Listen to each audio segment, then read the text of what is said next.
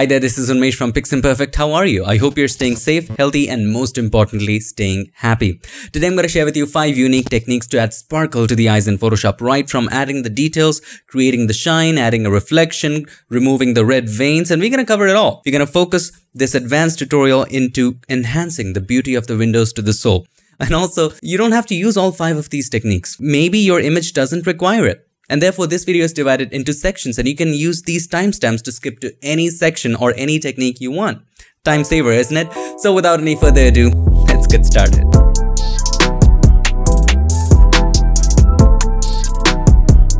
Before we begin, this video is sponsored by WACOM tablets, and I've been using one since I could afford a graphic tablet.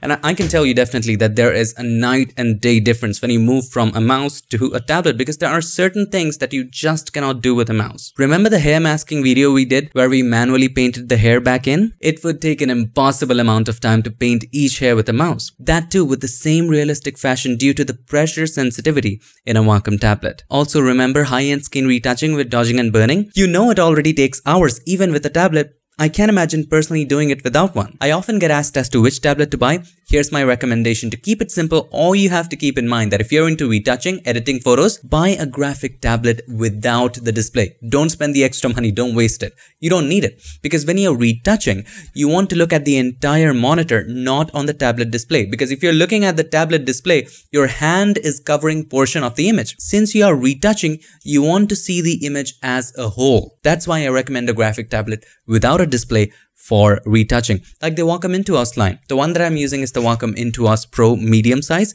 The small one is more than sufficient. Since I have a huge monitor, I'm using the medium size. You would be crazy if you're using large, but large is also very good if you're using lots of different monitors and you have one tablet. It's also amazing. If you are into illustration, sketching, painting, and all of the drawing stuff, get one with a display. It'll make your workflow so much more simpler, easier, and it's a joy painting on it. You can check out the WACOM Cintiq Pro line for this. To know more about the models, do check the link in the description. Let's get back to the video. Back in the brilliant world of Photoshop, and if you want to go ahead and download this photo and follow along, check the links in the description. Now let's take a look at this photo.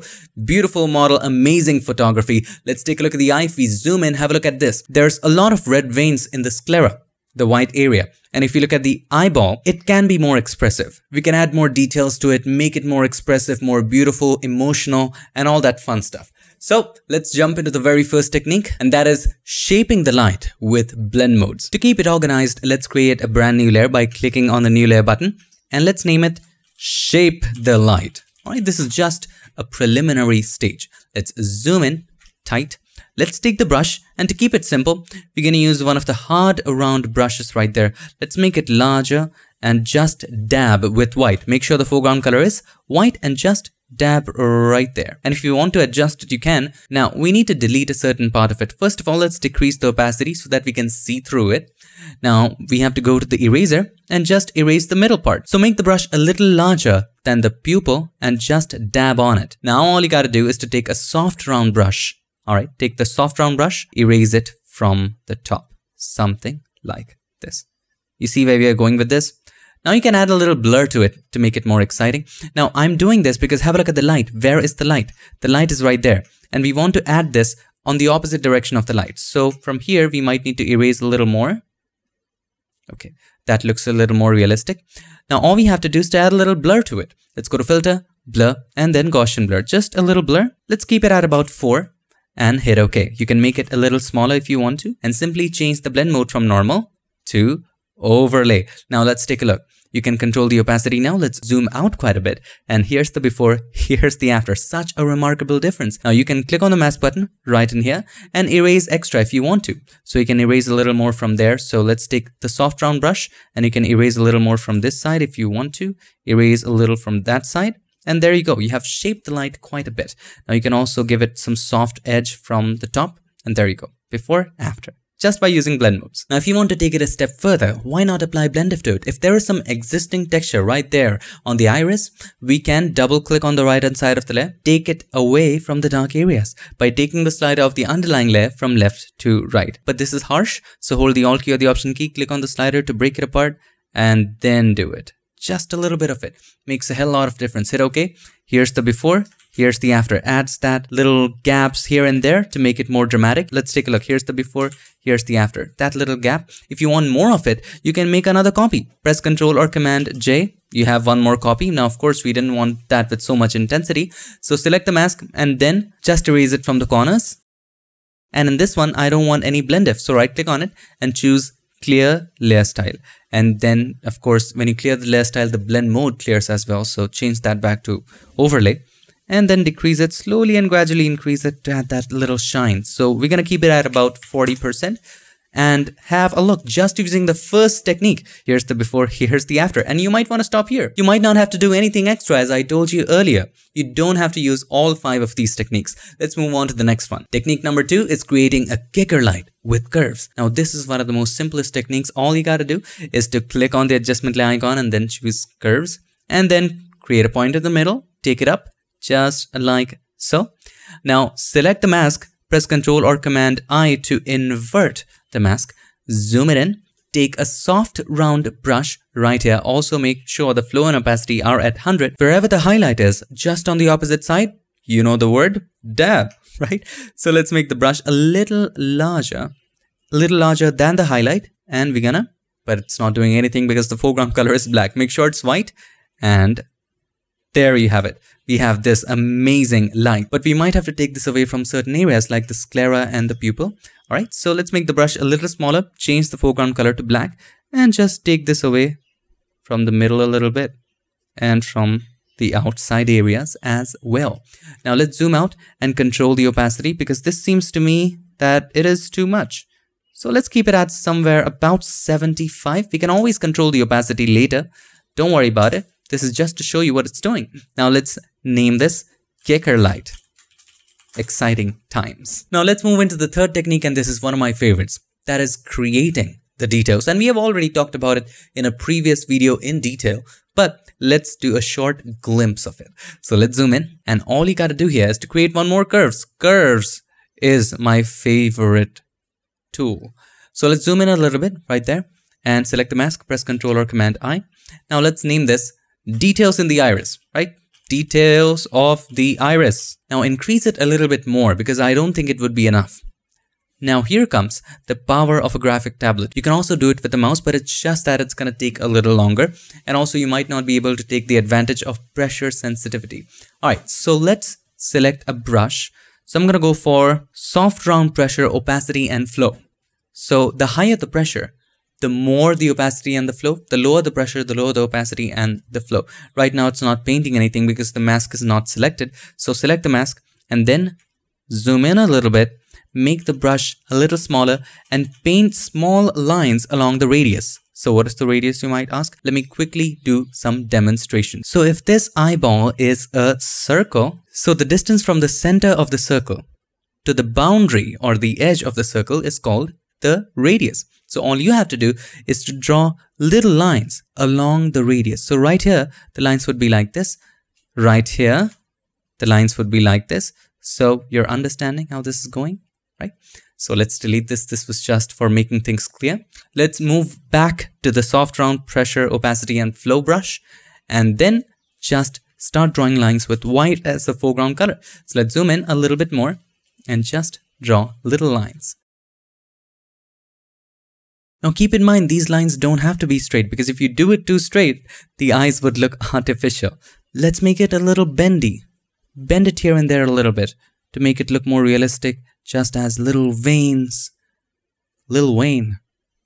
That was funny. Now let's zoom out and take a look. Have a look at the details. Isn't that fantastic? So here's the before, here's the after. Just look at it. Amazing, isn't it? Now, if you want to soften this up a little bit, you can also take this away a little bit from the sides.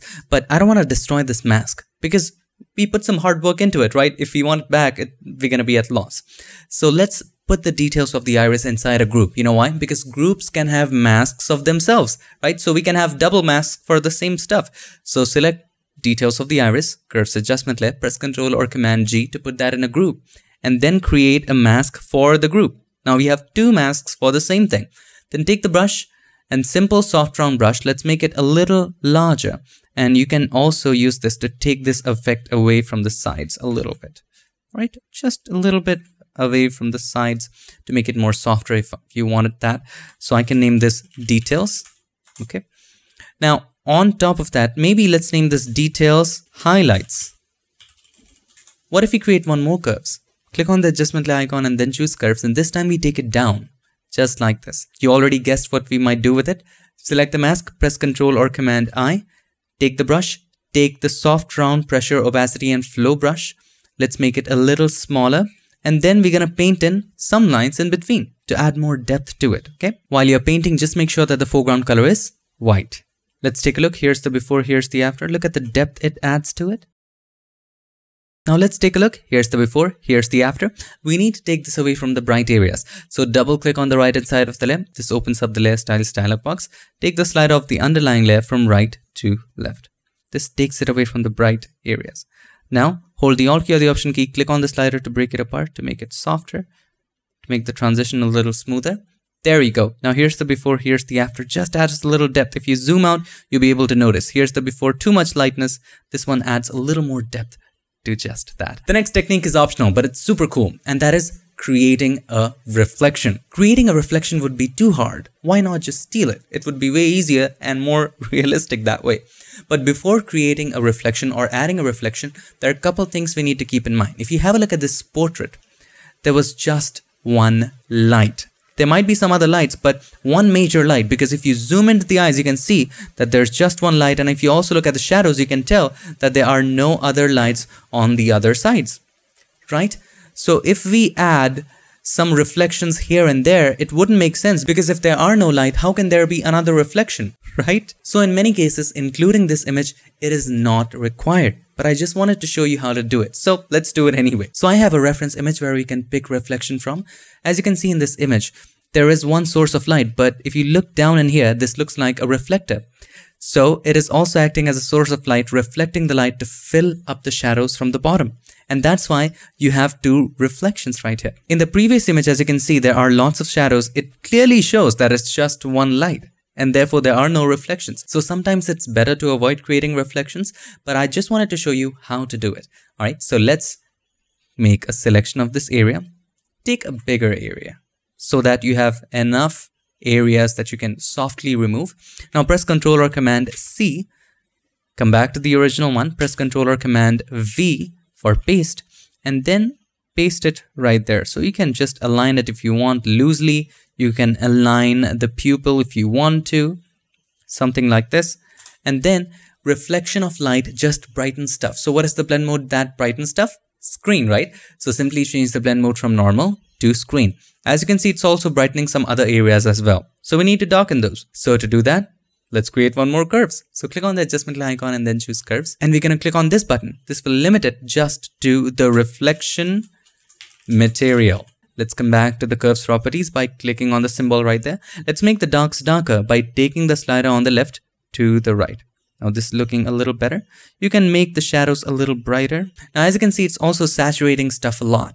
So we need to add a hue saturation adjustment layer and also limit this one as well to the reflection material. Click on this button again and simply decrease the saturation. Okay. Now let's get to the reflection material layer and click on the mask button. Now take the brush, soft round brush, and we need to take it away, right? If you have a look, there is some hard edge that we need to remove. So with a soft round brush, make sure there is no pressure sensitivity on this. Take it away. Okay, there we go. We created a beautiful reflection. Now you can adjust it in your way. First of all, let's make a group of all of this. So select the reflection material layer, hold the Shift key, select the topmost adjustment layer, press Ctrl or Command G, and we can name this reflection. And this one was for details, shadows. Let's just group everything so that it's so clear. So this one was for the details. This one is kicker light. So these are all the techniques that we work with. Technique number 2 was kicker light. Technique number 3 was adding details. And technique number 4 is adding reflection. There you go. Now we can press Ctrl or Command T, adjust it to our liking, zoom out, make it smaller, make it larger, move it here and there, and see how it looks. So if you also want to experiment, you can also decrease the opacity and see if you want it or not. In this example, I don't feel like I need it, but I just wanted to show you how to do it. This is also looking cool if you are looking for that reflection look, you can go for it, but I'm just going to keep it turned off. I wanted to show you how to do it. Let's move on to the next step. And the fifth technique is cleaning up the eye whites. To do that, let's create a brand new layer at the top and let's name this healing. This one is for healing. So we're going to take the regular healing brush tool and change the blend mode from normal at the top to lighten. What will happen when you choose lighten? As you can see, these veins are darker, right? And we only want to cover these veins. We want to make them lighter. So it will only paint over those veins. Let me show you something interesting. So let's say I sample this bright area right here and I try to paint on a dark area. It will paint in right there. Have a look. It's painting. It's trying to match its painting because it's lightening it. However, if I sample from a dark area and no matter how much I try to paint on a bright area, it just won't paint. And that is the magic of the lighten blend mode. If it can lighten, it will paint. If it cannot lighten, it just won't paint, right? So if we take a sample from here and paint over the veins, it'll only paint over the veins because they are darker than the sampled area. Make sense? Okay, let's take a sample from here, cover the veins, slowly and gradually, take it slow, and to make sure we are not overdoing it, zoom out a little bit and then proceed.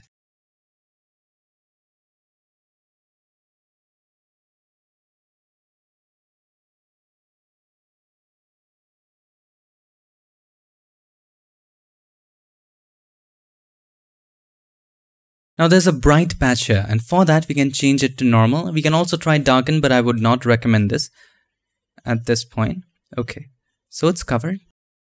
This looks pretty good, but there are lots of patches here and there, and also there are some color issues. So first of all, let's solve the patches. If we do it with healing, if we do too much healing, it would look strange. We don't want to do that, so we will use dodging and burning to fix this. And we will use some simple concepts of high-end dodging and burning, and having a tablet will really help you with being precise, because in this case there are certain areas we need to brighten and certain areas we might need to darken to just make it even. Alright, so let's create a brand new layer, not anything complex, and let's name this dodge and burn. Let's set the foreground color to black and white by pressing D for default.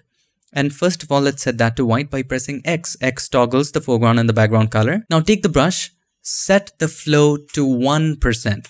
Okay. Change the blend mode from normal to soft light. Choose the soft round brush. But before we start dodging and burning, we need to take away all the colors because the colors might be distracting us. So let's create a new layer and then click on the adjustment layer icon and then choose the solid color. Choose any color which does not have any saturation like gray, dark gray, white, and change the blend mode of that layer to color. And let's name this luminosity check.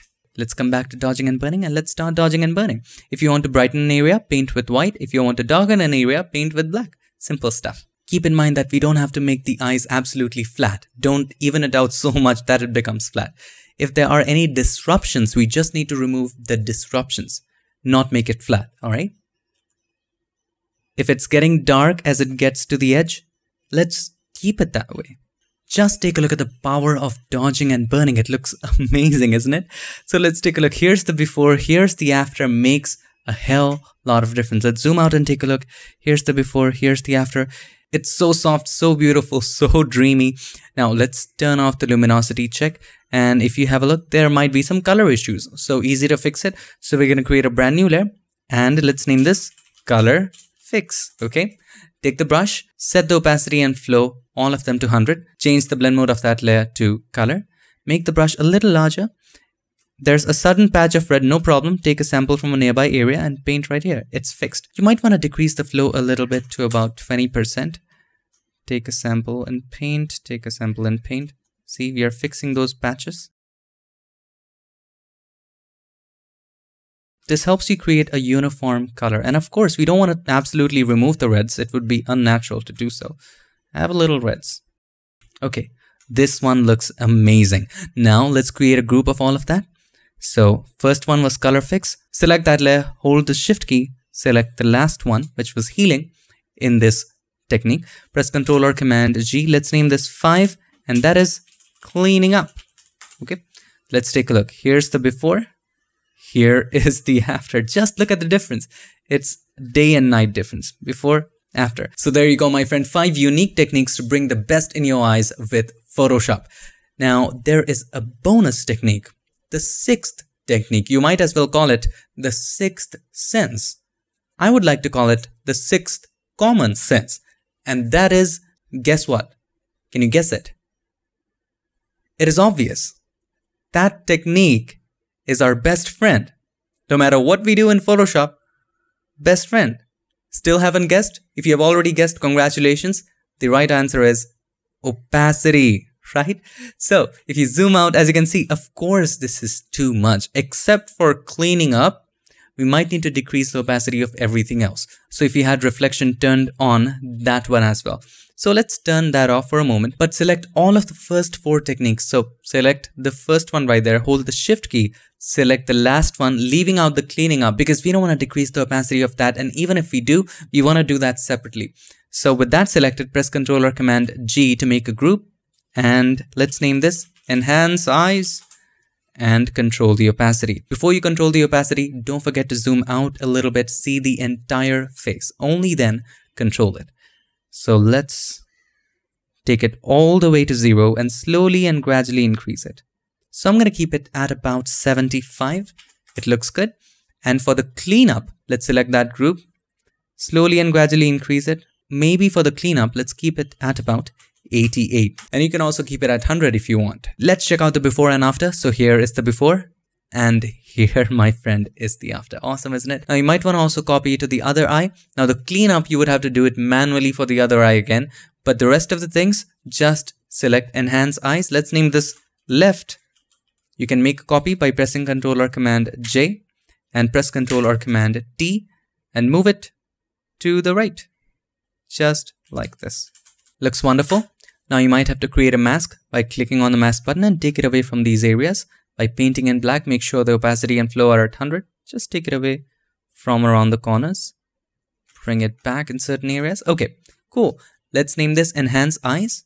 Right. And to all those who are arguing that this is not right, but this is left and the left one is the right one, well, I'm talking about my point of view. I hope this video helped you, and before we end, let's do a quick little recap. The first technique was shaping the light, and we created a nice ring over the iris opposite to the source of light. We blurred it a little and changed the blend mode to overlay. You can double it if you want, do some experiments with it.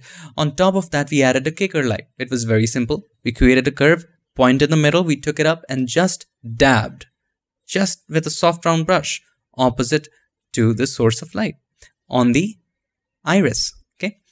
Then we added the details. We again added one more curves adjustment layer, took it up, took one other down, and then just started painting little lines over the iris. And then we created a reflection. We just copied and stole a reflection and pasted it here, changed the blend mode to screen, controlled it with curves to make sure only the reflection stays there. It was too saturated, so we decreased the saturation. And in the end, we cleaned all of the mess in the sclera. The first thing we did was healing. So if I open up the cleaning, you'll be able to see healing. Simply with the healing brush tool, we changed the blend mode to lighten so that it only covers the veins that are darker than the surrounding areas. And after that, we did some dodging and burning to remove all those soft patches here and there. Look at the difference, magnificent. On top of that, using a color blend mode and sampling colors around, we just painted to fix the irregular color patches.